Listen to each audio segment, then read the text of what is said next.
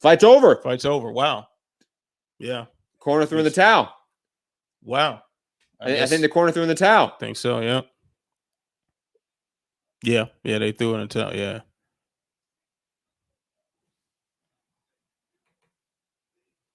Wow. Massive win for Tyson Fury here. Huge. And the new WBC champion, Tyson Fury. Wow. Wow. I'm kind of blown away by this all right now, guys. Me too. Wow. It's insane. Tyson Fury winning in, was it the 7th round? TKO. Finish, hurting and dropping Wilder numerous times in the fight. Pressured him.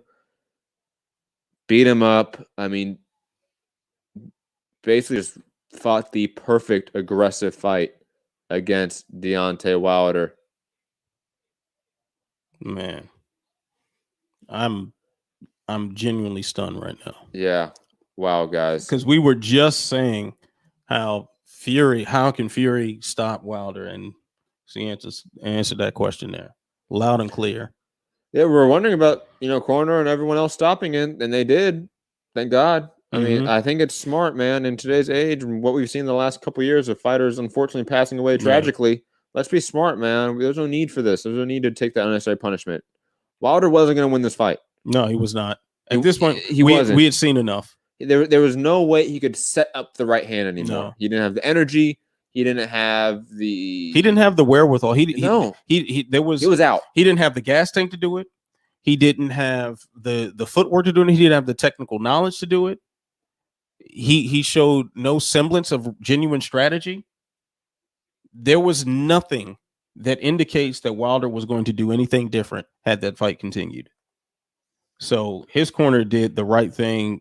Man, they deserve that.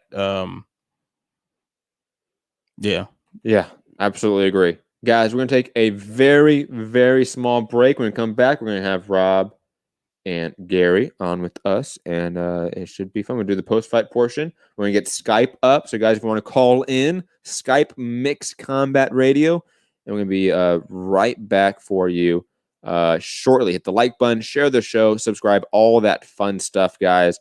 Patreon.com/Mixed Combat Radio. Gary in Dallas. Your immediate reaction, man, to this huge fight, man, this huge finish that just happened. Tyson Fury knocking out or TKOing Deontay Wilder. So I picked Fury by 8th round stoppage. It was the 7th. But why am I still shocked? Like I'm shocked. Like I almost got it right, but I'm still shocked. Like it defies convention, man. That's not what it wasn't supposed to happen like that. If you talk to any sort of casual boxing fan and you talk about Tyson Fury, he's not a guy that can walk down anyone and beat them up and TKO them. That's just not him. He did that to a top 2 heavyweight in the world. Yeah. Until Usyk cleans out the division, these are the 2 best heavyweights in the world. I mean, Joshua has his claim, but both these guys would beat Joshua. You talking about Wilder still? Yeah. He had a punctured eardrum. Like, it's shocking it went on as long as it did. His legs, whatever happened to him there in the 3rd round, he never got his legs back underneath him.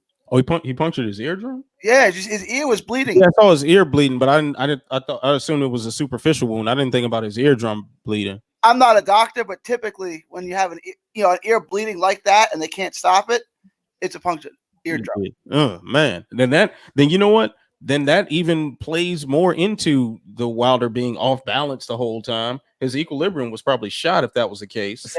Yeah. So no equilibrium. You have terrible footwork. And you're on the back foot the entire time. Even without the busted ear and eardrum, you are off balance all the time anyway. Yeah, so it's like this is just making it worse. He also can't set himself, right? Like without your equilibrium, you're off balance. Without your balance, you can't set up. You can't sit down your punches and set up that right hand. Like for a one-sided knockout, I want to see it again. Let's do this again in 6 months. I think we are, right? Yeah, I think we are. I mean, here's the thing, though. This was such a shellacking by Tyson Fury here. He was so dominant in this fight. There was no success really from Deontay Wilder here. There was the occasional right hand that was glancing, but Tyson Fury was completely and utterly dominant, took away the right hand from Deontay Wilder so easily by just pressuring him with some really smart feints and some really smart combination work. Can Wilder in a rematch in November or whenever, can he find a game plan to beat Tyson Fury in the trilogy fight? I'm skeptical of that now. Yeah. Because even Tyson Fury can win a fight on the back foot and win a fight going forward now, and far more successful going forward now. I mean, he has multiple paths of victory, while Deontay Wilder has only a right punch. hand. Yeah, this is where being technically flawed comes back to bite you in the ass. You can't win forever without learning the fundamentals of boxing. You just can't. It's one thing to have the fundamentals and decide to go against them, like a Roy Jones, like a Muhammad Ali, like a Pernell Whitaker. Yeah, you can do that, but to not know it, period, to have literally some of the most simplistic, amateurish skill in boxing history, to be this successful, it's wild that he got this far. Agreed. It's insane that he got this far. And like I said on the chat during the show, this is how Deontay Wilder should lose. This makes sense. Now, maybe we didn't think Fury would be the one to do it, because of the power involved and whatnot. But when you have someone who is technically a step behind, they should get outboxed. Yeah. No, I agree completely. And just bring the question back to you, Gary. Do you see Deontay Wilder winning a trilogy fight? Do you see him finding a game plan, finding the strategy and tactics he would need to employ in a trilogy fight to win it? So the answer to that, there's two questions there. Can I see him winning a rematch, a trilogy match? Yeah, I can, because he's always going to have that power. But it's going to be based on a Fury error. It's going to be an unforced error that Wilder catches him on, right? Do I see Wilder outboxing him in the inside? No. Can I see Wilder boxing off the back foot? Right? No. So Fury is going to have to do what he did and not make any errors. I think whatever happened in that third round, that Wilder just never got his legs back. Fury's still sloppy. Like we talked about, he got caught twice by Otto Valeen. If Otto Valeen can rock him, Deontay Wilder can knock his head off. You know what I'm saying? Like, I would pick Fury to win a trilogy match, but could I see a situation in which Fury gets sloppy and he gets caught with one right hand and it's over? Yeah, because we've seen Fury get caught before. Yeah, I understand. Let me rephrase the question then, okay, Gary? Because I don't disagree with what you're saying on principle. Maybe try to rephrase it. The chances of Wilder winning this fight, because Gary, you picked Fury to win, but you were almost like thinking it's a toss-up walking into this, rematch.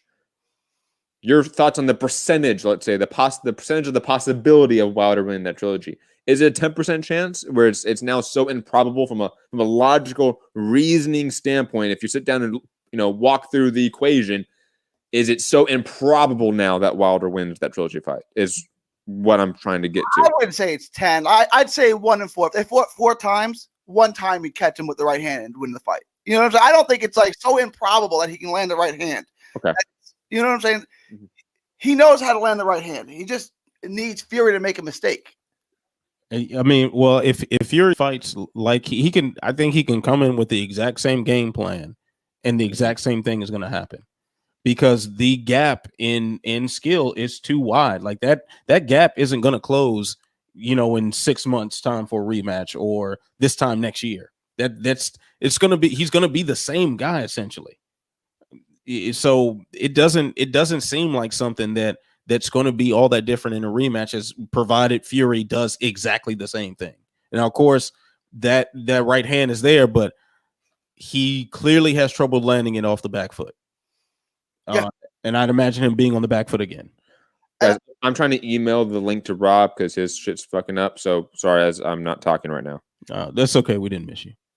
Anthony, what did you think about the point deduction? Because I know a lot of people were complaining about it. It makes sense to me. Like they were in there clinching and throwing uppercuts and kidney shots and everything for a very long time. I'm surprised it didn't happen sooner.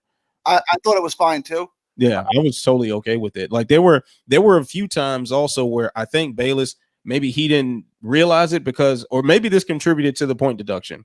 But there were a few times where Fury snuck in some serious uppercuts. And it looked like maybe Bayless was at just the right angle where he couldn't see it. Yeah, he was Fury knew exactly what he was doing with that. And kudos to him. That was such a vet move to disrupt his rhythm even further by throwing illegal shots, forcing those clinches, and just kind of staying in his face and never really giving him a moment to pause and think or breathe or anything. Agree with everything you guys are saying. Rob's about to jump on. Just send him the link. I just want to prepare you and myself because we picked Wilder. Rob is already on his talking shit bullshit. Oh God, no. So he might play Sweet Caroline. So just prepare yourself here. Oh, let me pre-prep my middle fingers for this one. Mr. Robbie Hearns, second cousin twice removed of Sir Eddie. Rob in the UK, how are you, man? Thoughts on this massive fight that just happened? No, I just woke up. What's happened? What's anything? Wait, I'm surprised you don't have your glass of champagne in front of the camera. No, unbelievable stuff, eh? I mean, go into it, Rob. I mean, we've been breaking it down for a few minutes. Thoughts on how Fury got this win and how impressive it was, and thoughts on the trilogy fight. We were talking about that as well. Thoughts on could Wilder win a trilogy fight, or is that ship sort of sailed now? I mean, look, apparently he's got 30 days to trigger that rematch. So we'll find out pretty soon, I'd imagine. I'm sure straight after he'll be like, yeah, I want it. But, we'll really see. And in winning this title, Fury's also earned himself 60% of the purse next time around if they do it. But yeah, unbelievable. I mean, all the talk was Fury 273. Oh my God, he's put on all that. Oh, I don't know. But it seems like Wilder couldn't carry that weight, the extra weight that he put on. He just I don't know, really tired really quickly. And a lot of that's down to Fury, but I don't know, something wasn't right there. I don't think the extra weight helped Wilder. But Fury, what a performance. He kind of said what he was going to do. I know he said a second round knockout, but man, I just wonder how much. How much is that bad boy worth now, do you think? It's on Fury Glove? It's a lot more now. Yeah, I would say so. I might see if there is a trilogy made before I get it on eBay. But yeah, unbelievable. I was watching it and I thought, yeah, he's doing good. But always that, that worry, that fear that any moment that right hand is going to detonate. But just gradually, you could just see Wilder unraveling, and there wasn't anything on his shots as much. Like you could just see everything slowing down. And if a guy gets up and walks around the ring like that from a knockdown, a referee usually waves it off. He was doing that without being knocked down. He was gone, staggering everywhere. He just looked done from round 3. That's what Gary was saying. I think we're all in agreement that after that third round, he was nothing. He was a shell of himself in the ring, and he was just taking punishment. And on the live chat portion, me and Anthony were saying, sort of about around maybe 5, 6, 7 on, obviously, as the finish happened around 7, should the corner think about finishing this fight and throwing a towel in, because there's nothing happening here except damage being sustained. And he clearly doesn't have the right game plan. He clearly was not prepared for this version of Fury and how to deal with it. He needs just to wave the towel and come back another day. I mean, I'm shocked. I mean, Gary said this, like he even picked Fury, but we're all still in utter amazement at how dominant, how violent, how, for lack of a better word, like almost abusive this performance was in terms of one-way traffic. Like I'm just like, this is amazing how dominant a performance this was by Tyson Fury.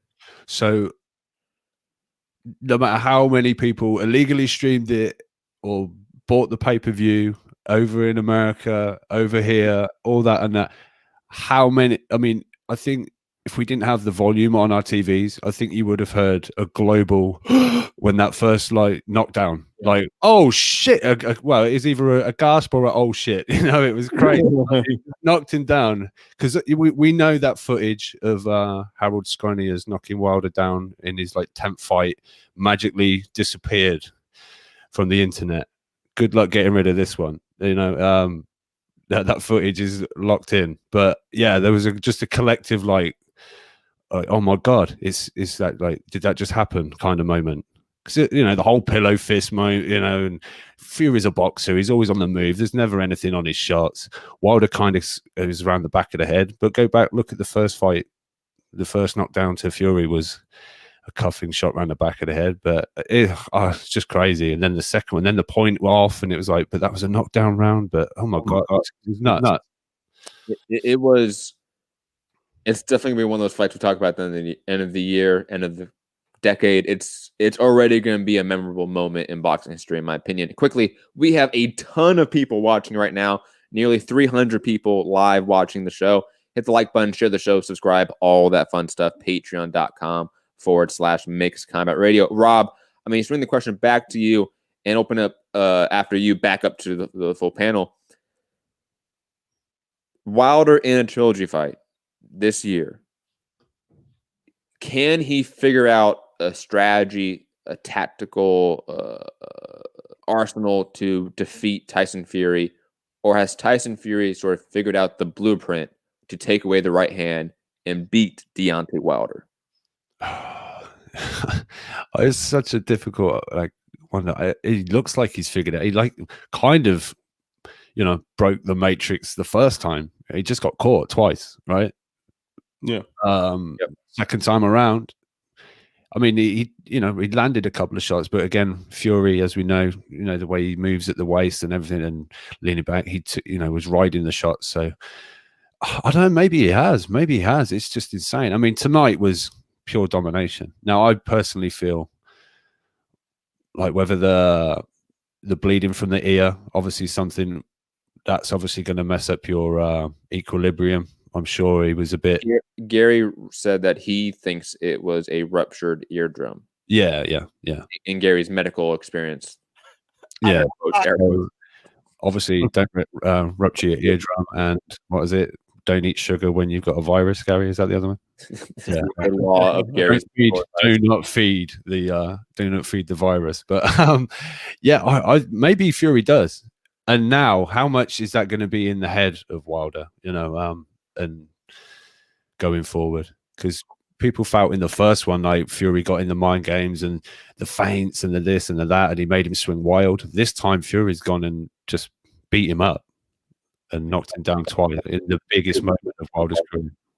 I agree, guys. What else are we going to talk about with Wilder Fury? I mean, I'm going to try to get the Skype computer set up, and guys, call in Mixed Combat Radio on Skype. Santiago, I see you trying to call in. I think I may call you back, Santiago. Okay. And the rules on Skype, guys, when you call in and I attach you to the phone call, mute yourselves. Okay. If I see you over there just making noise, I will kick you from the phone call. You'll not get your phone call in. Okay. But guys, what else do you want to talk about when it comes to Wilder Fury 2 in this epic fight? I wanted to ask, has Wilder been exposed? Is there other fighters who can make him go backwards now? Or is this something that only Fury can do? That you have to be a 275-pound boxing, genius to pull this off. I mean, can Andy Ruiz execute this game plan? Could Joshua or Dylan White or another elite level heavyweight do this? Or would they just walk into the right hand if they tried to make him go backwards? I think Ruiz could do it. I'm not sure about Joshua. I think Joshua. I think the height would be the issue. It'll be much easier, I think, for Wilder to catch Joshua coming in because it's essentially the same eye level. With Ruiz, on the other hand, a guy who's so compact, and if he not the Ruiz that fought Joshua in the rematch with the extra weight on him, with that party weight on him, but the Ruiz that fought Joshua the first time, that size, he was so fast and was able to close that gap so quickly. Add a little head movement, and yeah, he'll get in the inside all day, and I think wreck Wilder like this. Yeah, I agree. I don't know. It's just that thing that Wilder's got to land and land flush, and it's lights out. No one's ever. I know people this week have tried to paint a narrative that no, he's better than you think. You know, he's technically. People don't give him any credit. No, he's not technically great, and but he's got that equalizer. And tonight, it looked like it had run out of steam and power. And I think they're coming in at a career high weight.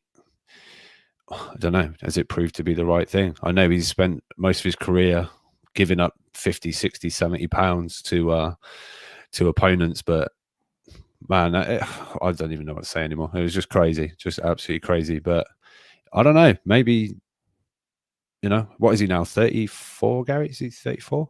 Yeah, he's 34. Yeah. I know heavyweights go on longer and all that, but I don't know. Well, we're going to see. Is he going to take this rematch, or if he doesn't, where does he go from here? Is that it?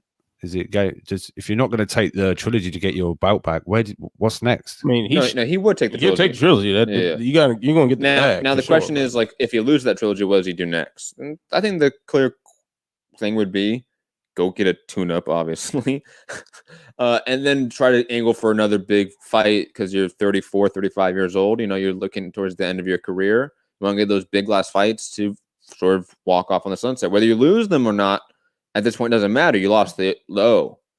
You know what I mean? So if you lose to Tyson Fury in the trilogy fight, you go take a tune-up, and then you look for an AJ fight right after that.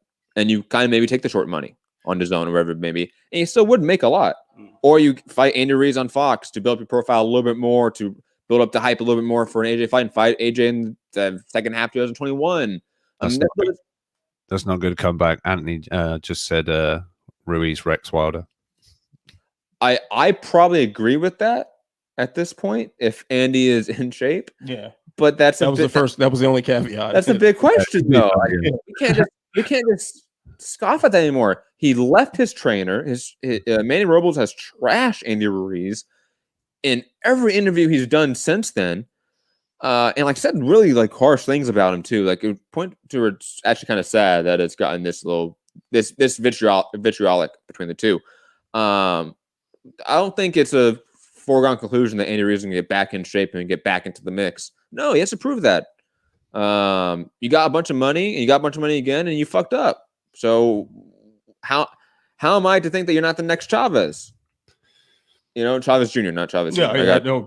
Make sure we know very clearly. Yeah. You know, I gotta see the proof first. So you know, I want to see Andy Ruiz in a tune-up. Well, that's fair enough. But if we're assuming the best version of Ruiz steps in there.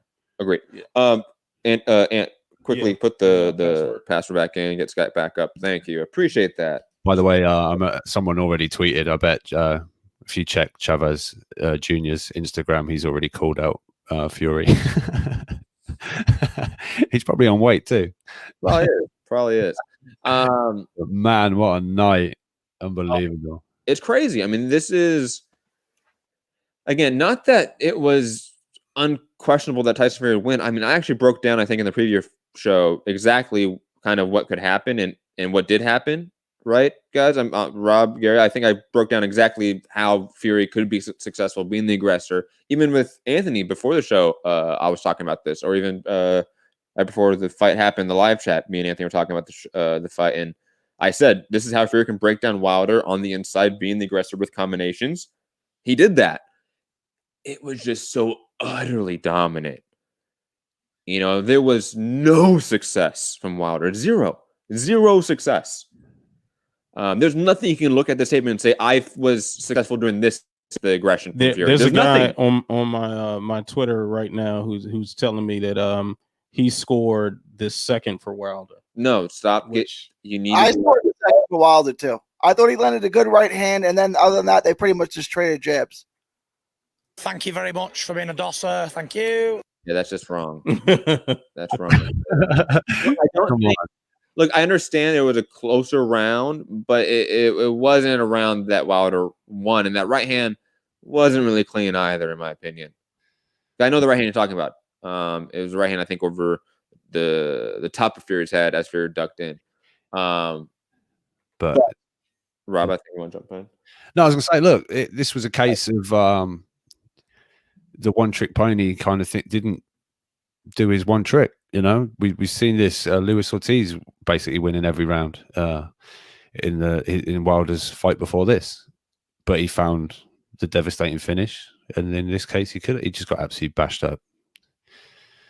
And, you know, the difference between Luis Ortiz and Tyson Fury in the performance here, because you're right, Luis Ortiz won every round before he got knocked out in the rematch, right?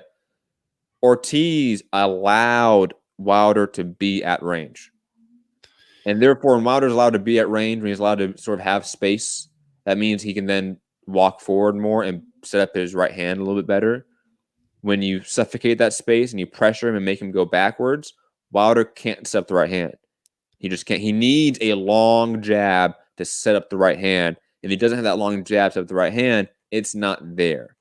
And the only thing else he has on the inside that's useful is like maybe an uppercut he throws occasionally. But even then, it's not that clean. He doesn't set it up right with his footwork at all. And then again, the off balance issue is just so prevalent. Like crossing his feet constantly, wasn't he? Like, yeah, and we knew that was an issue, but I don't think it was ever as apparent. If you just push him, he falls apart. And that became very apparent very early in this fight. And it was apparent, to be honest, in the first fight, because Fury had a lot of success in the first fight doing that. He just then gave him the space to set up the right hand, to have success with the right hand in later portions of the fight, like Ortiz did. Yeah, I mean, look, the first fight, you constantly heard Ben Davison saying, don't get greedy, don't get greedy. And I think there was the worry of that right hand. Now, obviously, that right hand put Fury down, but he's like tasted it and decided this time around, I'm going to be more greedy. I'm going to come in heavy. I'm going to walk you backwards.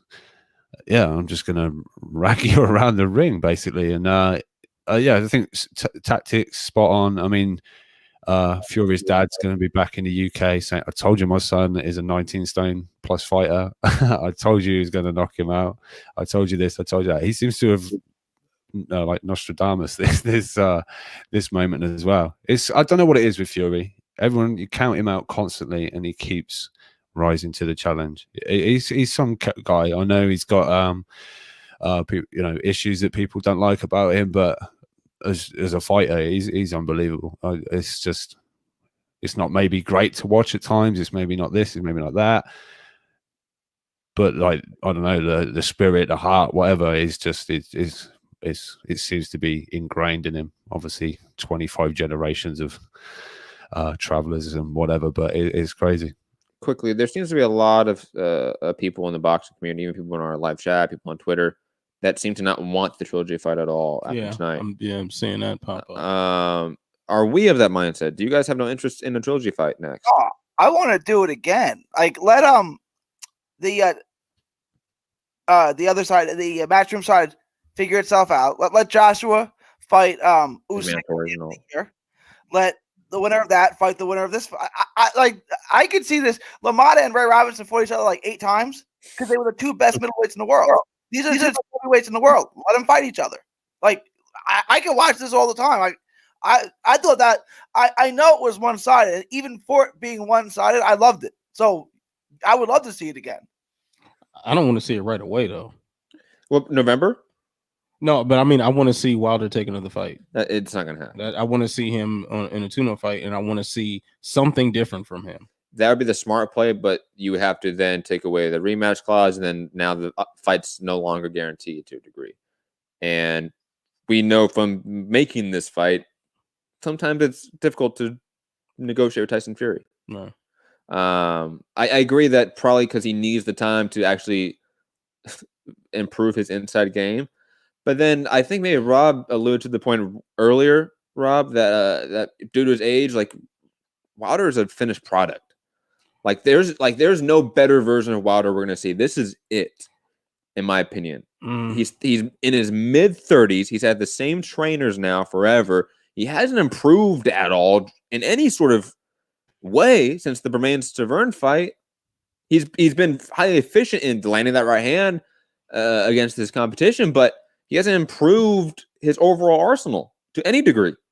I mean, it would take a hard reset of his training situation. Absolutely. I don't know if he's willing to do that. Is a whole nother story. And as the very little experience I have with him in camp in Tuscaloosa, I will say this, and I think safely say this: he doesn't want to do that. He doesn't want to change up anything.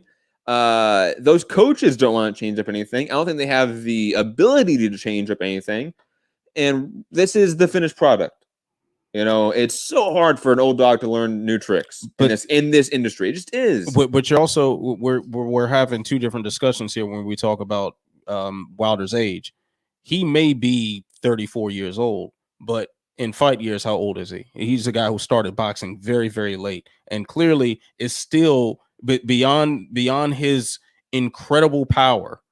He's still very much a beginner in how he operates on the technical level. If you now, he may not be willing to change camps or something, but if you get some fresh eyes looking at him and coaching him, he dismisses it. But if he does hypothetically say, okay, I'm gonna train with Freddie Roach or name your top a guy that would trainer. Improve his aggression and inside game. Improve like his technical.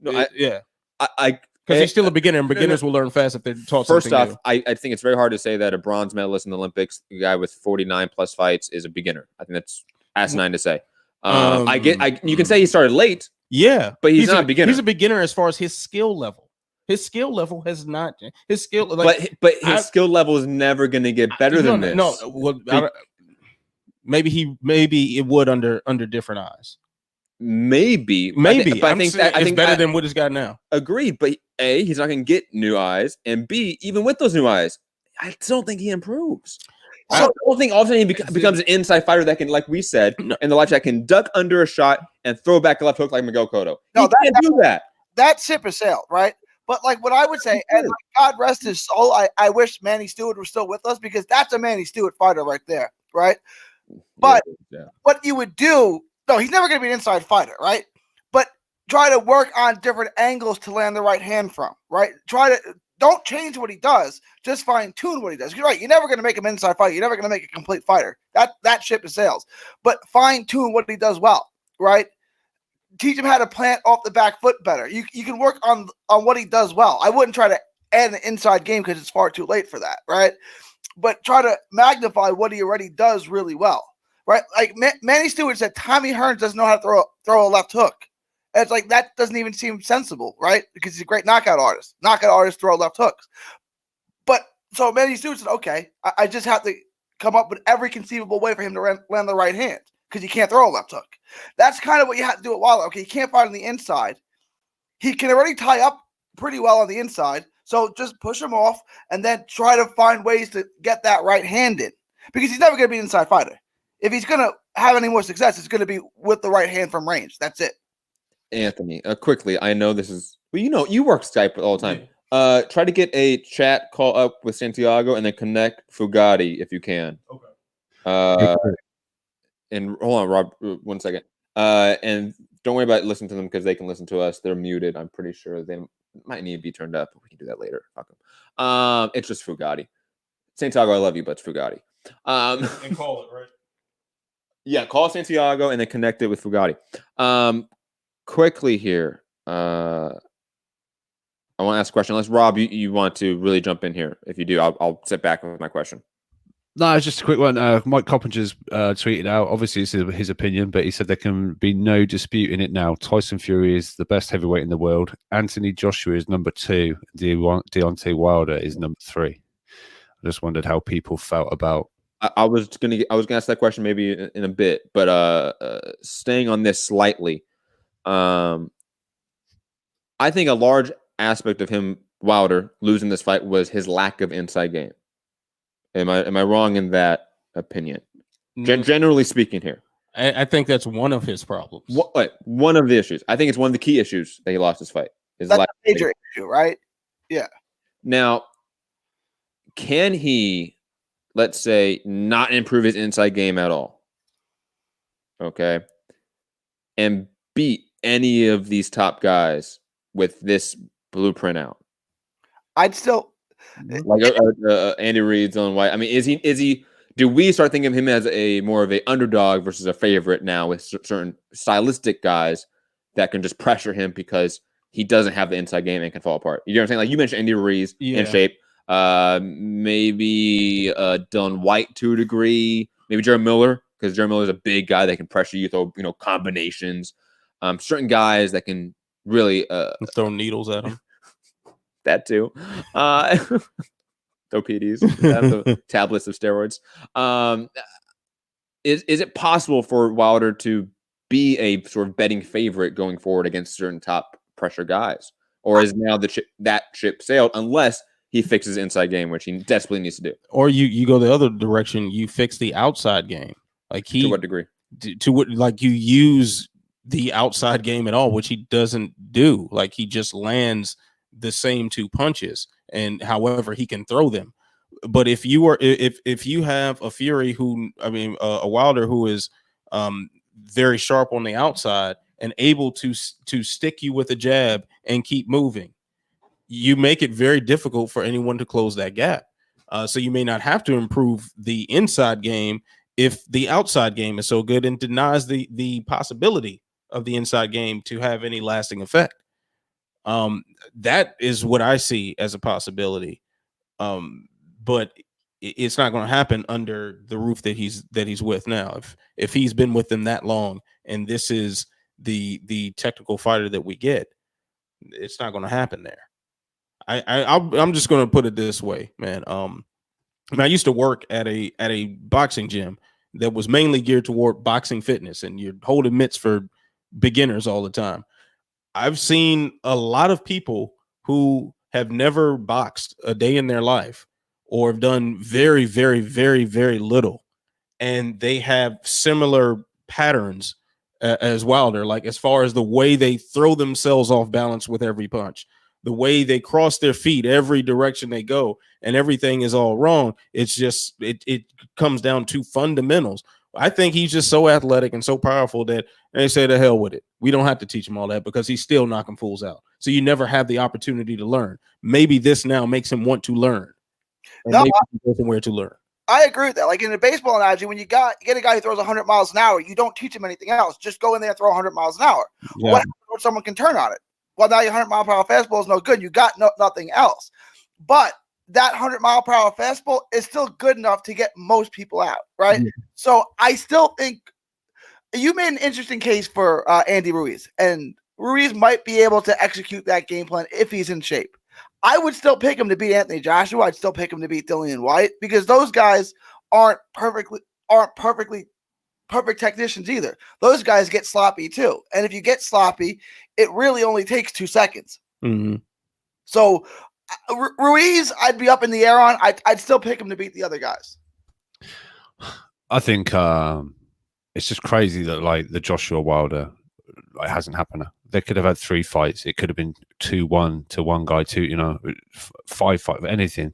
I think Wilder's imperfections, Joshua imperfections. I think we've got to say, if Fury has got to be the most just gifted in basically all aspects of the game, just movement, the ability to ride shots. I think a shot coming in from Wilder on Joshua, he's not going to ride it like a Fury, be able to take the sting out of it. I think Joshua would be there he would get caught flush and you'd be receiving a count from the referee. Just as I think if Joshua landed flush on Wilder, I think he'd be down taking the count. I think they haven't got those, that little nuances that just come together to make almost not the perfect fighter. Not Fury's not the perfect fighter exactly, but he's just got different aspects that the rest of them haven't got, and in that regard, I think they can all beat each other because of their own lacking their own sort of abilities in certain departments. Like I say, I think Joshua would catch one off of Wilder, and Wilder would catch one off Joshua. Ruiz might beat Joshua again if he's back in shape and can get inside with those fast hands. Dillian White, he's there to be here, but he cracks you with his left hand. These guys aren't maybe going to avoid that left hand. They're all there to beat each other, but at the minute, the guy obviously on the top of the pile is Fury, and he seems to have an all-round game, which is, you know, high end on sort of all departments. Is there anyone out there that can beat Fury? Charles Martin picked up a victory tonight. I thought, yeah, I couldn't even get through that. I couldn't get through it. I'm sorry. I really don't know. I like to think, and I've thought it, that Joshua would give Fury a good fight, but only because I think, I don't know, I think he will try and come forward in the belief that Fury doesn't hit hard, and I think Joshua would try to sort of hold the center ring. I know Fury would make him miss a bunch, just like he did, but I think offensively, maybe not the same amount of power as a Wilder, but I think Joshua's got more tools in his offensive game, more angles, more shot selection. He's more of a balanced fighter. Yeah, which could contribute. But again, there's always the other side that Fury completely makes him look like a complete amateur. So you know, it's he ain't beating Fury. Well, Frank Smith, Freddie Cunningham are all in Vegas, and Frank Smith's just tweeted out, "What a performance from the Gypsy! Who wants to see Undisputed next?" and stuff like that. So I don't know whether, because it's Joshua's managers in town as well. Is there what happens? Pulev beats Joshua. Well, yeah, it'll go shit out the window, doesn't it? Well, no, obviously Fury and Pulev on the same side of the street. The easiest unification, undisputed fight there is that could be made. So maybe everyone should be pulling for Pulev, because then once upon a time, I was, hoping for Wilder. What the hell did I walk into talking about Pulev? If Pulev beats Joshua, why do you do this, Rob? Why did I do what? I did it. Put out this bad energy into the universe. I'm saying, then we've got Undisputed is the easiest undisputed fight you'll ever make. Oh, because it's all under ESPN. They're all ESPN top rank. Done. Sign me up. By the way, we have Skype fixed. Sorry, there was some issue with it. I got it all fixed and everything. So Mixed Combat Radio, call in. We have Santiago and Foogatti on the line. We're gonna get to them in a second. You guys, any other thoughts on Wilder Fury? Any quick prediction on the pay-per-view, since it's after the fight? We felt all the build up, the hype, the fight, the momentum of it. Any thoughts on buy rate? Rob, also prediction on UK buy rate as well. Gary, I'm gonna go to you first, because me and Anthony talked about that a few times on the live chat. I said 600 originally, and I like, why did I say 600? That's going to be so ridiculously off. But I think that's about right. I think it's going to. I called my sources that, like, if they're buying this fight, it's going to do a good number, and they both bought it. So I'm going to go with 600, possibly more, but I'm going to say 600. You just done the Glazer maths. I was like, I emailed 100 people, therefore times it by pi equals this. It's going to be 125,000 buys. Those people didn't buy Crawford Khan. Yeah. No one bought that, did they? They didn't buy Crawford Khan. Me and Gary did. Oh yeah, sorry, yeah. Times pi. wait. So what was the number you are saying now, Gary? 600. You're now confirmed. Like that's I feel confident about that number. I feel good about that. Yeah. I think. Damn, I don't know. I'm starting to think it's closer to what I read was their perceived break-even point, which is 800. You think it did that much in the US? Possibly, yeah. And UK, I don't know. I know.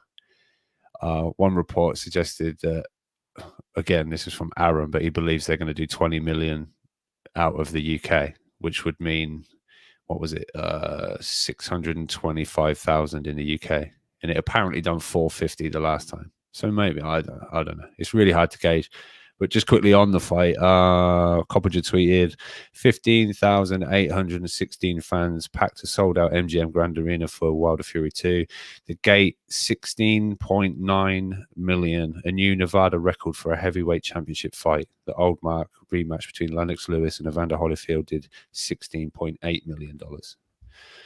I would be shocked if 600, I mean, you would know better. It was 650,000 people in the UK paid 25 quid for this, but when they could just wake up in the morning and watch it on Daily Motion for free. Right? Like, what difference if you watch it at 5 in the morning or 9 in the morning? Like, what's the difference? Well, why did anyone buy it in the US, Gary? Because I would have to wait until the next day. Right?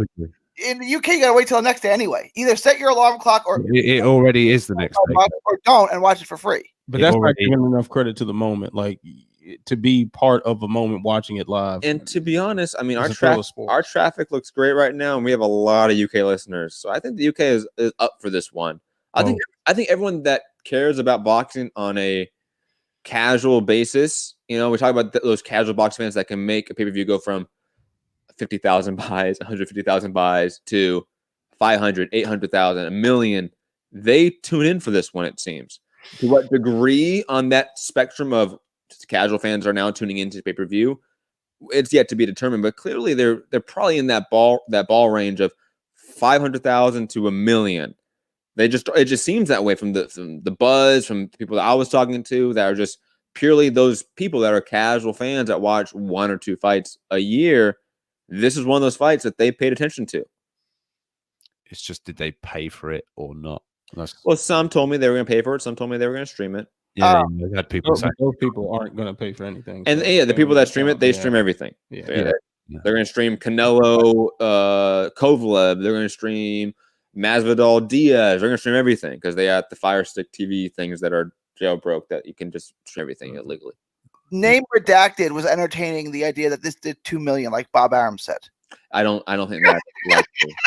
If it does, I mean, that'd be amazing if it does, but I highly doubt that. Like the amount of fights I've done that is like 5 or 6. Yeah, and those all became like pop culture moments. That wasn't, and this is close, but not that. This wasn't different the pop culture moment of, you know, of Mayweather Pacquiao or Mayweather McGregor or Mayweather De La Hoya or McGregor Khabib or something. It's not one of those moments. Right. Anything that's done 2 million has either had Floyd Mayweather or Conor McGregor in it, right? No one else. Yeah. Those guys weren't fighting today, so this ain't doing 2 million. You know what I'm saying? Conor McGregor is able to pull over 1 million pay-per-view buys allegedly on ESPN. ESPN Plus. Yeah, that's nuts. Plus, we have to pay $5 just to have access to pay for the pay-per-view that costs $70. He was able to do that. Like, that's just a different level of drawing power to a degree. Can I just say, clearly the budget ran out on the promotion when it came to the people brought in to sing the national anthems. We didn't pay attention. Seeing some comments, but yeah, we missed. Holy crap! Good. Nah, are they even doing the national anthem still? The weird part was it they were like 20 minutes before the fight even started. Yeah, it's like, man, all this, like, can we just get these guys to the ring? What did we think to the ring walks, by the way? I thought Fury's was better. Actually, you know what? This perfect segue, because I was just about to mention again how like I mentioned during the live chat, ESPN aired the walkouts on SportsCenter and how many impulse buys with that drive. I bet you the impulse buys were out the roof when they see a dude being carried by Amazonian women on the throne. And then to see and then to see the combination of Shredder and Mortal Kombat walking out to the ring also, or Skeletor with the red lights around his eyes, up to see something like that, like, and these guys really about to fight each other. Shit, where's my credit card? Yeah, exactly. And I think some of those would have been people all week. Nah, I ain't paying for that. Nah, I ain't paying for that. I ain't paying for that. And then, oh shit, look at this. Look at this. Yeah, I gotta buy it. I gotta watch it, you know. Yeah. So it's smart. I mean, obviously Super Bowl ads, being all over other games and different sports over there, and certain little ideas like this Sports Center. I mean, yeah, it's been good. I mean, I got a text message from BT saying, "Don't forget to buy the fight," like an actual physical text. That, you know, we really rocking it over here as well, getting personal messages sent to every customer, and that's good. But I don't think it reached the people that don't subscribe. That's the trouble. But yeah, no, I don't know on the number. I'm thinking it might be sort of break even-ish, which is apparently 800, 850. Because it's just crazy. I've just been absolutely to the point almost that Fight Week was completely and utterly saturated with it, which I guess promotion is maybe the idea. But I was almost like, there's just too much content. I just can't. I've missed so much. And it was everywhere too, on every channel. Like there was a lot to keep up with. And then the YouTube stuff, like from the YouTube channels as well. There's no way you're getting through that. No. Ellie Setback did 90 videos on. He put out 90 videos on I think it was the press conference day. Jesus. 90 bits of content in one day on the channel. Mental. Quick question here for just comparison. Does this feel better? Feel bigger, I should say. Not better. Feel bigger than Canelo Cotto, which did like 900,000 buys. That's what I was going to compare it to, right? Because that did about 900,000. Yeah. What year was that? Yes. 15. But both of those guys have a much bigger natural fan base than either fighter in this fight. Like to the casuals, yes, it felt bigger. It did. But Cotto and Canelo have a much bigger natural fan base than these guys. And a more proven buying fan base to a degree, right? While these two guys are a little more, they're new. Like this is like Wilder's had 2 pay-per-views. That's it. Cotto and Canelo at that time, first off, Canelo already had Mayweather fight pay-per-view at 2.1 million buys. He already had that in the bank. 2 at 1.5. And Cotto did 10, 15 pay-per-views by that time. You know, like it's just a different ball game entirely when you talk about that amount of pay-per-views that you are consistently being the headline of. But you also did a pay-per-view with Paulie Malignaggi that did pretty well. Like Cotto could sell. I don't think it did that well. It didn't do like a laughable number. I want they did like 2 and change, and that's why they put him back on pay-per-view. I want to be wrong, but I think that one actually did pretty bad. But I might be wrong. It doesn't matter. That's a side topic. And what were you about to say? Forget. It happens. You want to go to some callers right now, guys? Briefly. Yeah, quickly. Superbook USA opens the odds for a potential Tyson Fury Anthony Joshua fight with a Fury a -260 and Joshua a +210 underdog. And unmute that third channel. Let's go to Santiago, and then after Santiago, we'll go to Foogatti. Santiago, are you there? Yeah, I'm here. Can you guys hear me? Yes, we can. And turn up just a little bit, please. You come on. Santiago, thoughts on this epic fight that we just saw, man? It was as brutal as you trying to get Skype on right now. Damn, man. It's not my fault my computer was fucking up. Shots fired. Damn, man. Damn, Santiago. Sorry. Yeah, it's been a while since I've had a chance to call in. I missed Blog Talk, and Sky was being a bitch to both of us. So with that being said, I'll be honest. Like I mentioned it before to Gary in the previous conversation, I honestly thought we had a chance to see the heavyweight version of Canelo Triple G2. And to a degree, we did see that because basically Fury changed it up, came forward, pressed the action against Wilder. Wilder basically had no answer. His footwork came back to and lack of technique came back to haunt him. And the worst thing too is like if it turns out that he did have like a shattered eardrum, for a guy who already has balance issues to begin with, not having your equilibrium under you just made it worse. I saw the blood on the ear. So to me, I just looked at it as like, how long does this fight last now? You know, the scorecards for all 3 of us, you, me, and ended up being 59-52.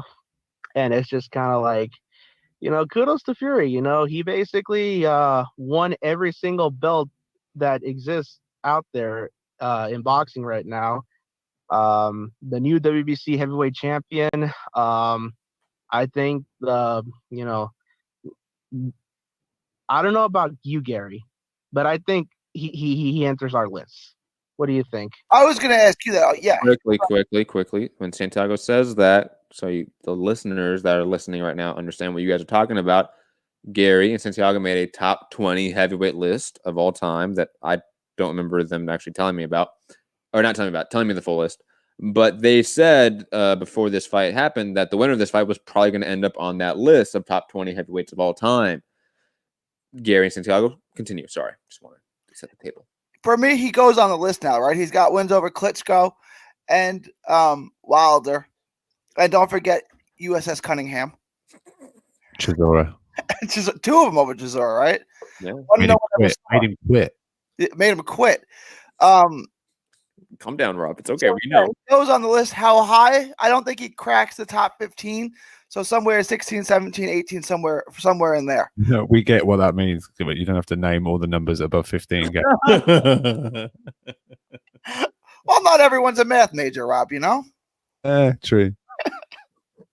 Santiago, did he enter your list, Tyson Fury?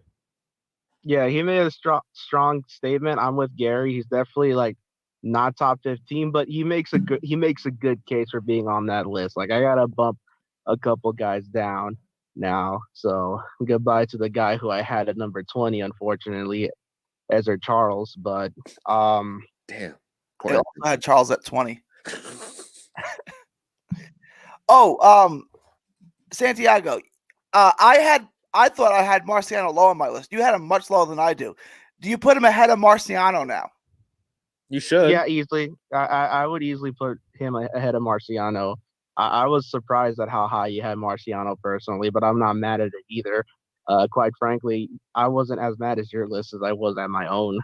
So yes, easily he's above Marciano, just from a technical perspective, from what he's accomplished thus far.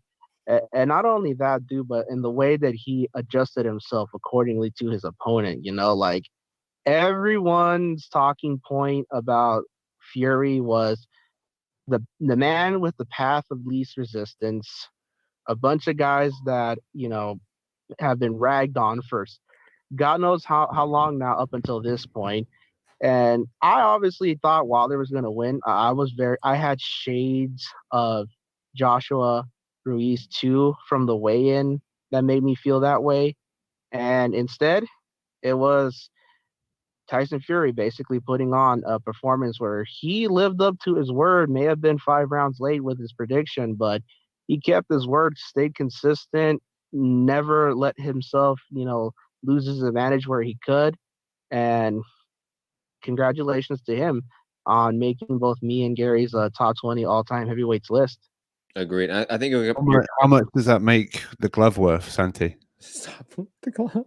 If he's in you and Gary's list, it must be worth a fortune now. Facts. Santiago, I loved your comparison of Canelo Triple G because Fury, like Canelo in the first fight, respectively to Triple G and Wilder, they fought in the back foot, weren't active enough, and lost the fight, air quotes, on a draw and a decision, right? They came back in the rematch, being the aggressor, throwing in combination, and look what happened. They clearly won the fight, in my opinion. So it's a great comparison. I love that one, Santi. Santi, anything else you want to talk about before we go to Mr. Foogatti, I believe? No, man, just a quick note. Obviously, you guys know that Heath and I went to watch this in theaters. We had a pretty good turnout at the AMC in Burbank. There were only like 3 rows empty in the entire auditorium. And honestly, it was something because you could see that everyone was engaged, with the event, with everyone in the crowd. Everyone was talking, sharing tidbits here and there. I would have taken a picture if it wasn't so dark of like how it looked and sent it on the Discord chat. And honestly, I think they did a great job. And I definitely hope that with Gary's prediction that it does do as well as it does, because I think they did an exemplary job just getting it out there and making it known, from having them on the Masked Singer even for like 3 minutes just to promote the fight. I think they put out all the stops, and I'll be surprised if it does less than 500,000.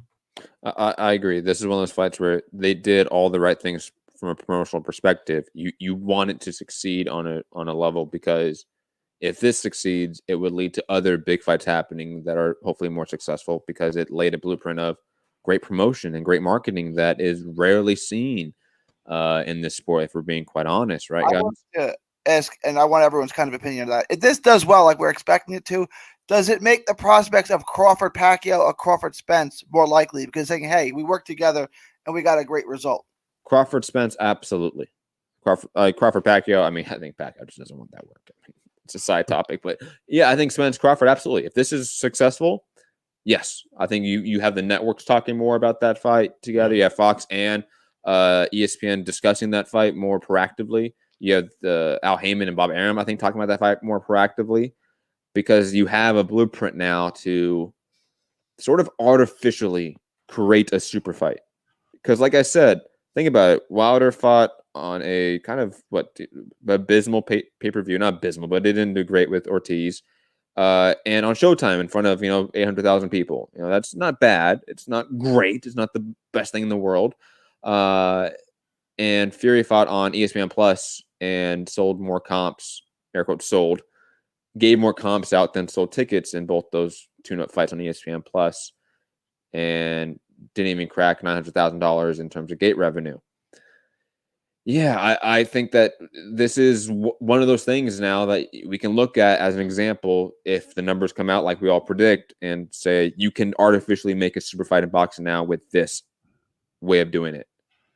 And Spence Crawford in first quarter of 2021 with this same blueprint, how is it not a big event? It won't be the same, but it'll still do over 500,000, 600,000 buys probably. If this is successful, if this does 800,000, like you say, Rob, or more than that, then Spence Crawford with this blueprint can do 500 plus. But the problem with this blueprint is that you had a 12-round commercial for the rematch. It does help. No, absolutely, it does help. No, it does.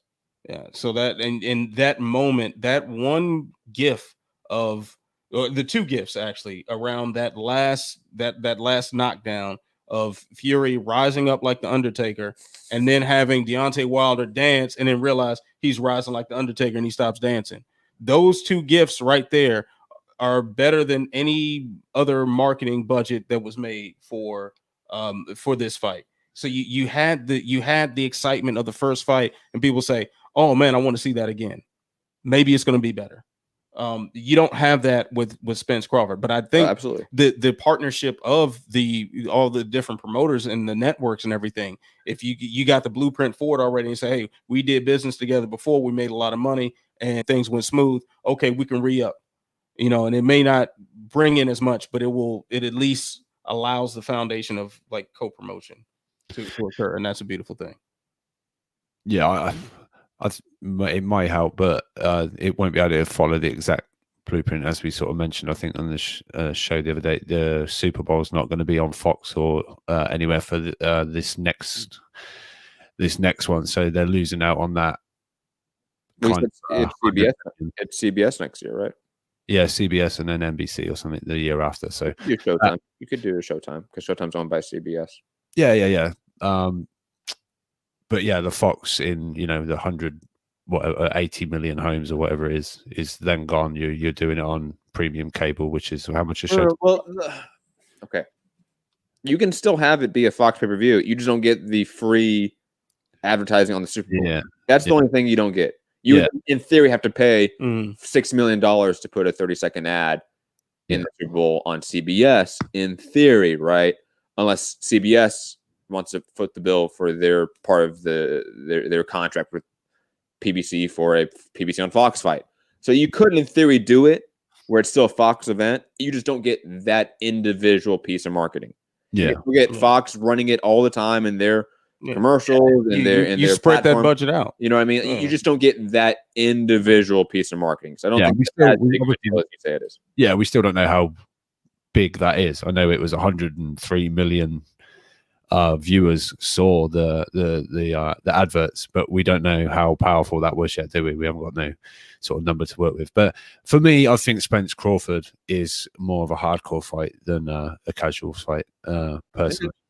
That's why I dropped it down, 300,000 buys compared to this fight in theory. Yeah. So I think that's ambitious. And quickly, Santiago, no offense, but please mute yourself. And we'll go to Foogatti now. Foogatti, you there?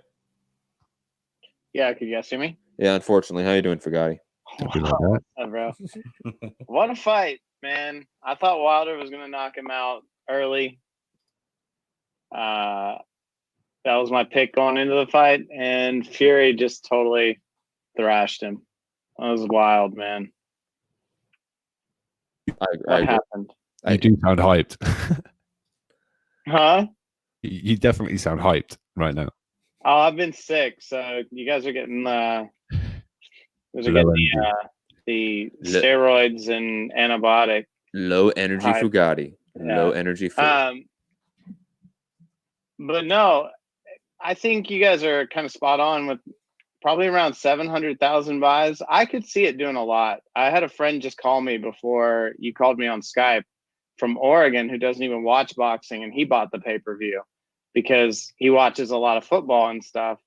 I guess, seeing all those advertisements got him pretty hyped, and then he loved the fight. He called me all amped up. He bet on Fury and won like $200 or something, so he was super stoked.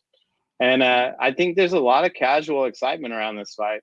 I think that the presentation team saying that it felt like an old heavyweight fight wasn't just them, being bootlickers. It really felt like a big fight the whole time, Yeah, I mean, this is going to sound weird because obviously there's a generation gap. I mean, Gary and you guys are both a lot older. Even Rob, obviously, but Rob's in the UK. He was watching like Nigel Benn fights instead, so it doesn't really matter. But what does this feel like compared to like the 90s era? Like, did this feel like the golden age or the silver age of boxing back to a degree? Big time heavyweight boxing is back. Did it feel like that? Did it feel like a Lewis fight or a Holyfield fight or a Tyson fight? Did it feel anything close to that? And again, to the guys who are alive and watch those fights, I wasn't alive. Well, I was alive, but I was like 5. The thing is, I was during Lewis's reign. I was, late teenage years. Tyson, I was a little kid. I barely even remember Tyson in his prime. Like, I don't have the wealth of experience that I have now as far as watching these fights and knowing what I'm looking at and commenting on them and looking for the same things and stuff. So I can't quite say. I can't compare it. Gary, I know you're a big fan of that 90s era of heavyweights. Yeah, I mean, Bo Holyfield 1 was the fight that got me to fall in love with boxing, right? And I watched like every fight since then. I can't say it had, like, when Holyfield fought Tyson the first time, I can't say that it had that hype. And that did about 1.5 million pay-per-views in an era where everyone had an illegal cable box. That was like, because there wasn't as many sports outlets, right? Like, there was Sports Illustrated. We didn't really even have an internet yet. If they did, there was 5 websites on it, right? And there was ESPN. And they just covered it, right? So that's all you got. If you put on like local sports talk radio, like in your local city, that's what they were talking about. Like, everyone was talking about it. I don't see this being that big, but it's still going to do a good number, right? Like, I don't think it's returned to where it was in the heavyweight era with Holyfield, Tyson, and Lewis, but it was still good. It was bigger than anything I've experienced in a heavyweight fight in many, many years. Rob, I mean, I bet you watch like Frank Bruno and stuff like that. Sorry, this is kind of rude. Like John Sullivan, yeah. Thank you, Gary. How did this compare to the 1800s heavyweight era, Rob? I'm sorry. But I mean, honestly, you were around obviously for like Lewis Tyson. I mean, you were in your 20s or your late teens then. How does it feel? I mean, that's probably the closest. That's the last big fight we've had that's comparable to this. How does it feel in comparison? It's hard to know. Like, in the moment, like, and then thinking back, like, obviously younger, sort of, I was way more into football and other stuff at that time. But I've sort of gravitated more towards boxing. Not recently, but over time. So, but yeah, obviously with Bruno, we had more of a kind of like watching England play in the World Cup, right? It's like, yeah, we're going to do it. Oh, we nearly did it. Great effort, guys. obviously Bruno was able to capture the title, and then it was headed over to fight Mike Tyson, and it was like, yeah, he could do it. Come on, Frank, you could do it. Holy shit. Okay. Okay. Good effort. Good effort. That's always like the UK way. Like we give it our best shot. It wasn't quite good. We fell short. So yeah, but I mean this. Yeah, I guess it's not a Bruno Mike Tyson moment, because obviously the odds were like 50-50 going into this pretty much. Like, no, it's like, I know a lot of people pick Wilder like because of the knockout power, but obviously we saw in a previous fight that Fury had the skills to try and avoid that. But yeah, it's going to take a little bit of, obviously nearly 7 a.m. I've been up since basically this time yesterday. So 24-hour period, but yeah, it'll all sink in and stuff. But yeah, it's gonna be interesting a few days ahead, obviously. But yeah, I don't know if it's how comparable it is, from era to era like this, but it's big. This is big.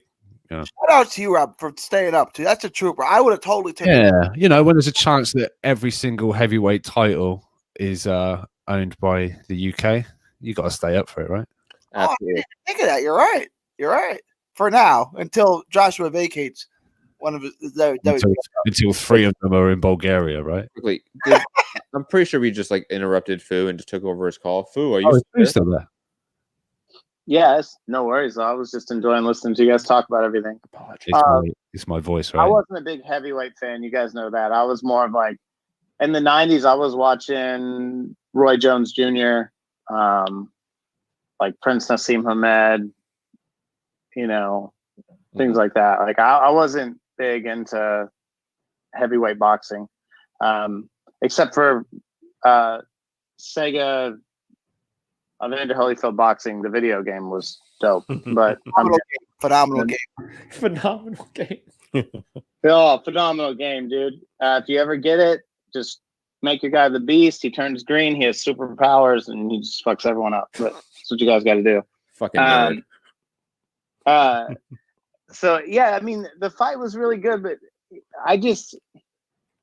do you guys think, I was putting in the chat, I think it's like one of two things are going to happen.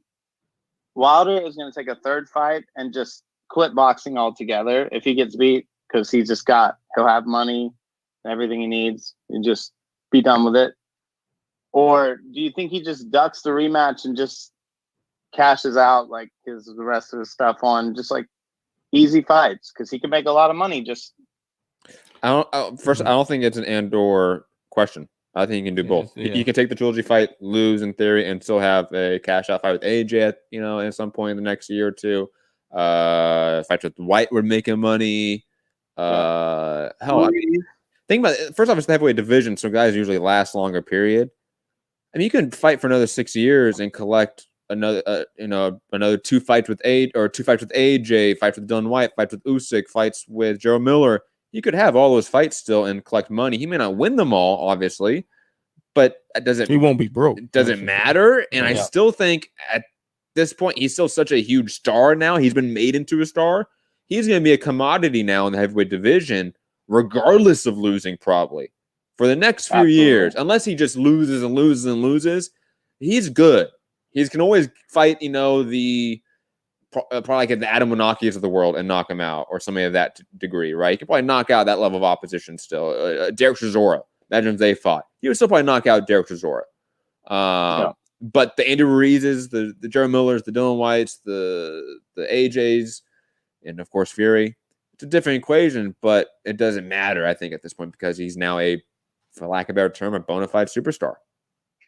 One thing I will ask, and White's obviously not the boxer that Fury is, but if the game plan is to come out just really aggressive and hurt Wilder early, kind of like people were like, oh, people have the blueprint to beat Joshua now, right? When Ruiz beat him.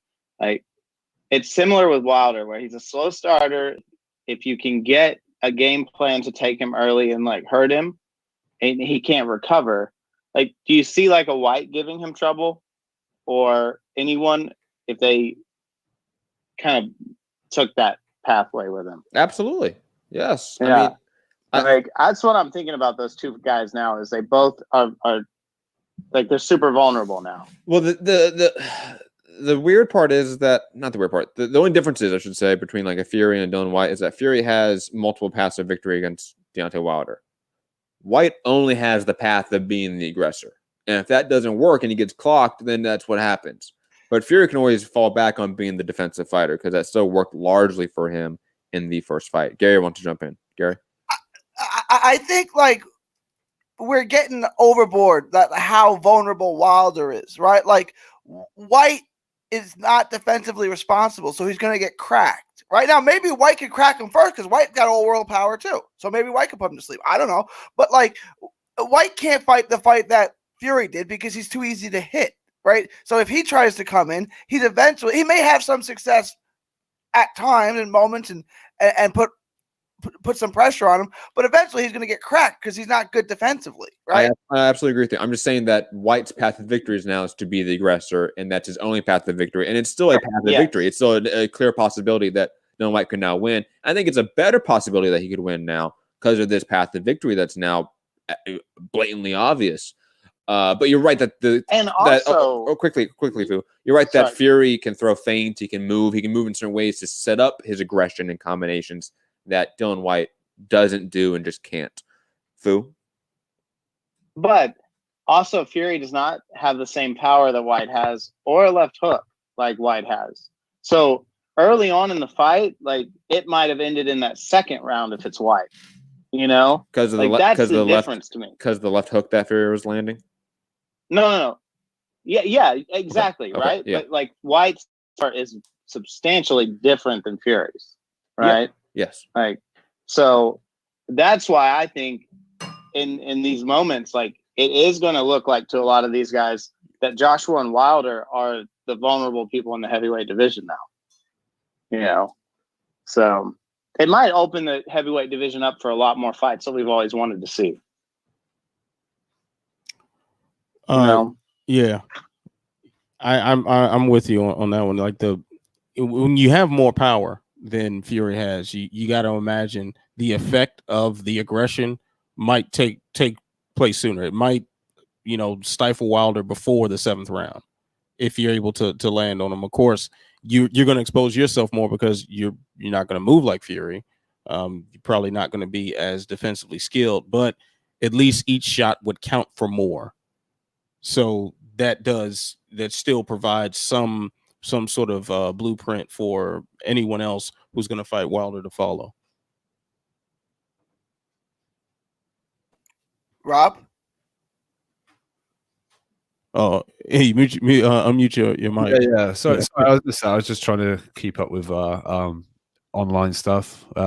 Wilder's gone to hospital, won't be at the press conference. He's got 30 days to invoke the rematch, which has to take place by August, apparently, according to Bob Arum. August. That's so early, and I feel like they would miss some of the beginning of the NFL season hype. You want it more in like October, November, get after the. I was thinking October, but you don't want to put it on against college football either. You're right. There's that. It's a sweet spot in that time of the year in the fall that you had hit. August is safer. Like you can still catch some of that preseason football hype because people are starting to watch ESPN and Fox Sports again because the NFL season's starting in the preseason and everything. No, scratch what I just said. So many big fights were done in September. Like Canelo Mayweather was in September. No, that's not an issue. Yeah. But in the context of using the ESPN Fox apparatus behind mainstream sports like football and others, September is still not probably the date you would use. You'd probably more use October. August would be too soon to sort of catch the real peak of the beginning of the NFL season hype. But it's still close enough to sort of catch some of it. But August is still sort of like a no man's land for sports. So that's a great time for combat sports to take over. Hence why the UFC does their International Fight Week every July. Yeah. It's that one time where no traditional sport is really in full gear. Like I think what baseball is going on. Yeah, but baseball is so long. But baseball is, unless it's the World Series or the playoffs, is not going to be a true competitor for other big sports, especially not a fight. Very quick. in July, you're in game 70 and you have 90 games left. It's like, Exactly. no. Yeah, it's like nobody cares at that point. JD's has said Mark Breland threw in the towel. I didn't want him to. Sad, man. Well, of course, he didn't want him to, but shout out Mark Breland. Yeah, I mean, that was the smart thing, dude. Like, Deontay Wilder's taking punishment. He has kids, man. Like, there's no reason to take another 5 rounds of that punishment. There's no reason for it. Saying before that round, because his legs were never right. I was like, I don't know that I keep letting him go back out there. And then I think Breland did the right thing. He apparently said post-fight interview that his leg was done. He fucked his leg in camp, but there's no excuse. No excuses. There was also Andreas Hill, who's covering the fight a lot for Sporting News right now. He tweeted slash DAZN because he got a he's at DAZN now too. DAZN News, I think. Yeah, but he tweeted that he was hearing rumors of Wilder having a cold or something. So yeah. We had rumors. I don't think it matters. We had rumors of Tyson Fury with a broken ankle in this camp. Like it clearly didn't matter. Yeah. I mean, he got connected with right hands at will, left hooks at will. See the way he couldn't respond. The way that played out, it really doesn't matter. I think even if he was sick, he still wouldn't have known what to do with that in his face with that sort of attack. So. This was a lack of knowing what to do as opposed to a lack of health. And remember, Mike Tyson won a heavyweight fight with a broken back. It was spinal. True. Foo, anything else? Foo? No, guys, I'm good. All right. Good show. Thank you. Let's get to the undercard briefly here. Charles Martin defeating Gerald Washington via KO. Was it ruled KO? Yeah, not TKO. Okay. I forget what round exactly. And I'll be honest, guys. Me and Ant were in studio fucking around. I didn't really pay attention to it till the last. I wasn't paying a bit of attention. I'll be completely honest. And that's going to be a running thread through most of this undercard till we get to Sabral Matias's huge upset loss, because that was an amazing fight, and I really was paying attention to it. But guys, Gary, thoughts on Charles Martin and Gerald Washington? Because I bet you were watching that one intently. Rob, I bet you were paying attention to the god himself, Charles Martin, picking up a huge KO win against Gerald Washington. But Gary, thoughts, man? I actually wasn't paying attention to it until I saw the knockout. And then ESPN said like 15 minutes of the fight. So I went back and watched like 3 rounds. And I want to say this. Like, you guys always give Charles Martin, it's not that bad. He's not that bad. Right? Like, he's not. He's a safe B- fighter. You said top 30. He's better than that, right? He's top 20 for sure. Although Kanaki beat him up pretty bad. But I got to think about that. I don't know if he's top 20. He's in that realm. Like, he's better than Brazil. Sure. The country? No, definitely not the country. The fighter. I mean, Washington, he's got to be like 40 now. Oh, Gerald Washington, he looked his age. Like, he finally looked, I know he's a great athlete and everything, but he looked slow. Joe Joyce slow? No, not that slow. Joe Joyce, he said he's going to start masturbating 7 times a day now on Twitter. Yeah, I watched it. I'm completely like just annoyed with you that you've now, I don't know, you've become like you've got no faith.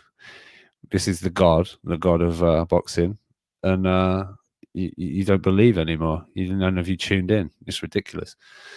But nah, it was poor. Yeah, it really was. Washington was trying to be, I guess, a boxer, whereas Martin seemed to. He was just.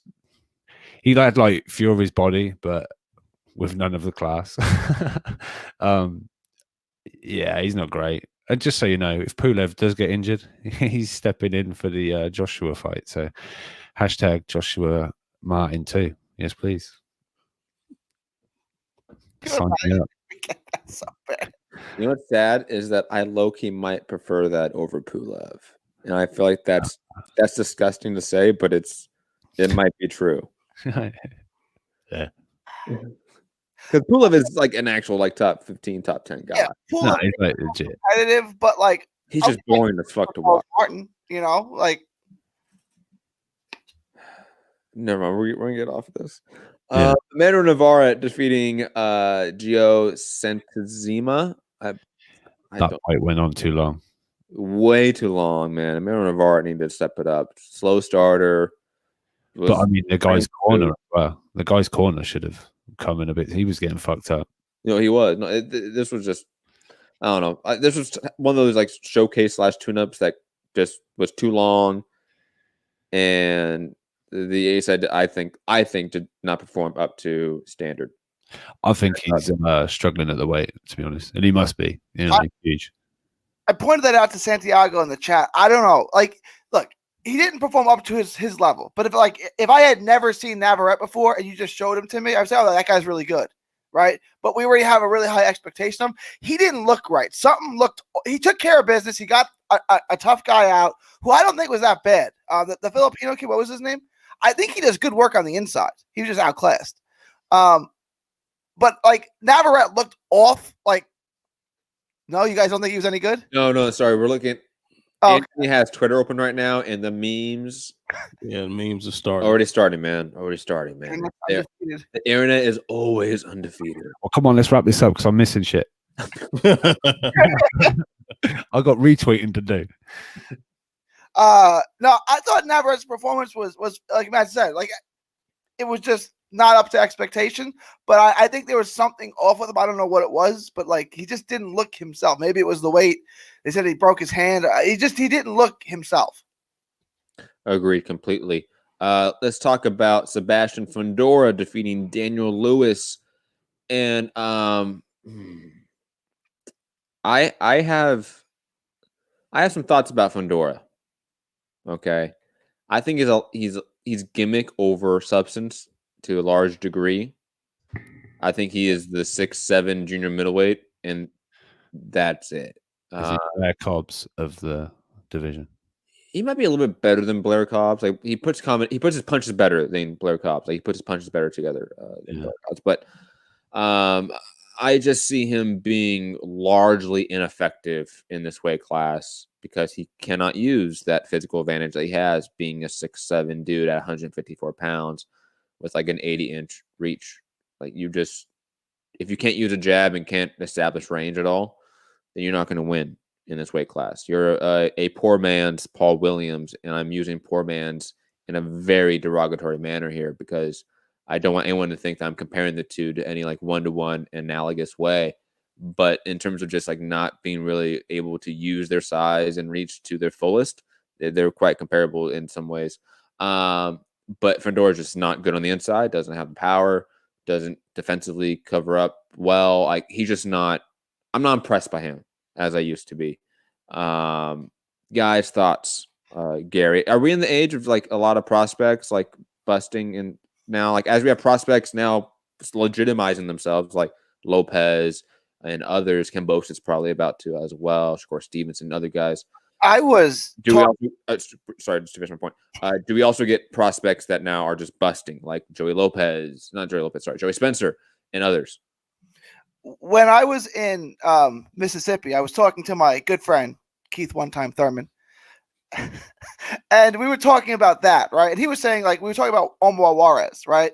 And he was saying it's a good thing and it's a curse that these guys are on TV this early in their career, right? Because he's like, when I was this early in my career, I was fighting with 7 people in the stadium. You know what I'm saying? Like there was nobody there yet and nobody saw it. So you could work things out. Now these guys are already up there. They're all trying to look spectacular. They're all trying to get knockouts. And like they aren't developing because they're trying to impress and they're trying to be that next Joey Spencer. They're the ones trying to get the hype. Whereas if they were fighting, you know, without any television on them, like he was when he was, 10 fights into his career, you can work on things, right? You're not constantly trying to look like spectacular, like the next best thing. Just go out there and do your thing and work on what you need to work on. Yeah, I think we're going to see because everything's on television now. And you have all eyes on everyone has all eyes on you all the time. I think you're going to see like these guys are going to be pushed that really aren't that good. And you're going to see a lot of Joey Spencers and Fundoras and guys like that are exposed. Josh Kelly's. Kelly. Raymond Guajardo or whatever his name was. That's my guy. He will be back. Raymond Guajardo will be back. No, he won't. It's okay. It's okay. Moving on from that, though, unless anyone else has any thoughts about Fundora. Rob, I don't know if you jumped in. Anthony, I know you went. Yeah, I wasn't watching that. You didn't care. I know. Was that the tall dude? The tall dude. Yeah. I mean, all right. He looked like he was 12, but he did what he did. I guarantee you, there's 754-pound 12-year-old in 7th grade, and there's like the one kid who's like 6'3" who doesn't have any of his coordination yet because he's so much taller. That's what he looked like. He looked like he just left a JV basketball game, like a newborn baby deer that doesn't know how to use his legs. Yeah, he's still trying to figure things out. I mean, I'll say this. I mean, this is an example we talked about off air, of course. Stefan Struve in the UFC, like he's an MMA fighter who was 7 feet tall as a heavyweight and was in the UFC at 19 years old. So he was on TV. You know, sort of to Gary's point, he was in front of us at a very early age in his development, and he was a giant and could not use his jab or anything to establish range to save his life. And that he really struggled, even though he was really good and talented. His inability to do that failed him, and that was the comparison we used. Yeah, so just I'm sure, especially the way boxers are very carefully brought up. And especially if anybody thinks that you're any sort of prospect, they'll at least try to bring you along slowly. I mean, he is desperately going to have to learn how to use that reach better and fight on the inside. Do a lot of things, defense. You know, a lot of things. Holding that chin up and dropping the rear hand as he's jabbing and stuff. A lot of little things that he'll have plenty of time to clean up, I'm sure. Rob, any thoughts on Sebastian Fundora? No, I didn't see it. Yeah, he's just a freak of nature right now. Nothing. Yeah. Out. Yeah. I want to ask him in an interview, what do you want to do when you grow up? I didn't watch the MMAonPoint fight. I don't really care about it. Sabral Matias losing in dramatic upset fashion to Petros Anayan after he just signed a massive PBC deal. First off, this fight was really fun. Like, I had my casual friends texting me and family members texting me saying like this fight was a lot of fun. But wow, Matias definitely put on a Jared Hurd like performance, and I mean that in the bad way. Where he was just chasing his opponent, wasn't really trying to outbox him, just go to war in this slugfest on the inside, and he ended up losing it. Gary, first off, I know you probably watched this one because you were glued into the prelims. Thoughts on Matias losing in dramatic upset fashion, and thoughts on the judges getting it right. I mean, that was pretty shocking, right? Yeah. First thing, shout out to Petros Anayan and David Martinez. He's a trainer from Houston, Martinez Boxing. I actually told you about him. He was the one that trained the kid that fought Otha Jones, who almost beat Otha Jones. I said, this guy's a really good trainer. He just has a stable of fighters like that no one's ever heard of, but he's like the best trainer you've never heard of. He was the one that was training the guy that beat Matias. So shout out to him and shout out to Martinez Boxing in Houston. I was so high on Matias. Like I really thought Matias, because he won all his fights by knockout, right? Like he's beating everybody. And I think he stopped everybody.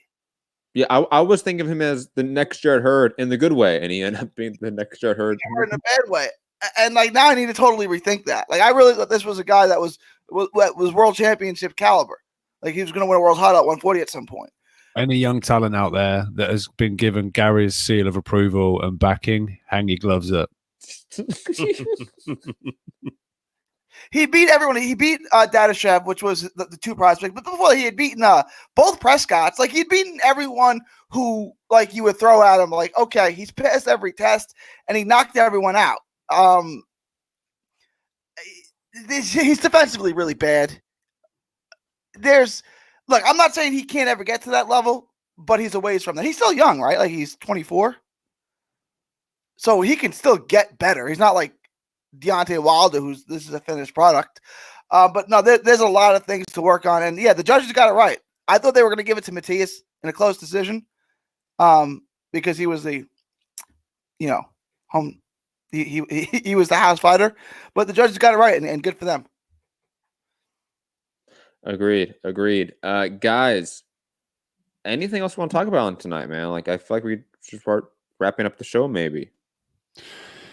No, I'm good. Just an incredible, heavyweight moment. The heavyweights is the crown jewel in the boxing, and it's delivered yet again. Just a fight, I guess, for the ages. Just something we didn't expect for a lot of people, I guess.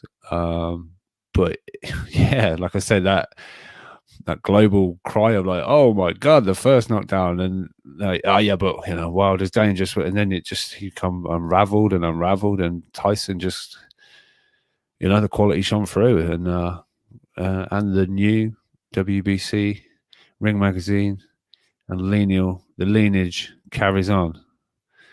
He's still got that invisible belt. He's still the lineal champion. So he's coming to take it. At least he legitimizes his lineal title back, with a good win against Deontay Wilder. Wins against Otto Wallin and Tom Schwartz and Pantera and Safari. I'm sorry. Doesn't do that. This is the first win Fury has against a top 50 guy since Klitschko. Since 5 years ago? Wasn't the Klitschko fight 2015? Yeah. 15, yeah, 5 years ago. Yeah, 5 years. 5 years. Good for Fury, man. And it was, his career best performance too. Like, without a doubt. Dillian White's a mandatory, don't forget.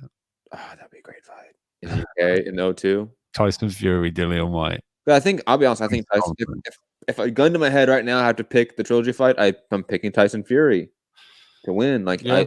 It's so hard to think of Wilder winning after what we just saw tonight. Maybe like Rob said, with some time, a week from now, with some retrospect, can we think about the night in a different frame of mind? Of course. But right now, I don't see Wilder getting this one back. Wilder may be able to beat the AJs and the Reeses and the Millers and the Whites of the world, but maybe Fury just has his number. When you get completely outclassed like that, it's hard to imagine it going any differently. It just, yeah.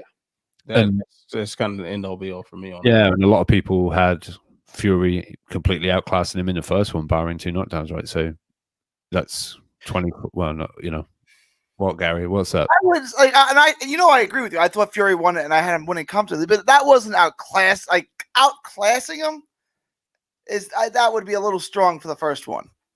Oh, for the first one, yes. Yeah, for the first one. Yeah. He got knocked down twice viciously. You can't say he got outboxed. Yeah, he was outboxed. Yeah, for sure. And he got caught. Because he's different class, right? Yeah, completely different class.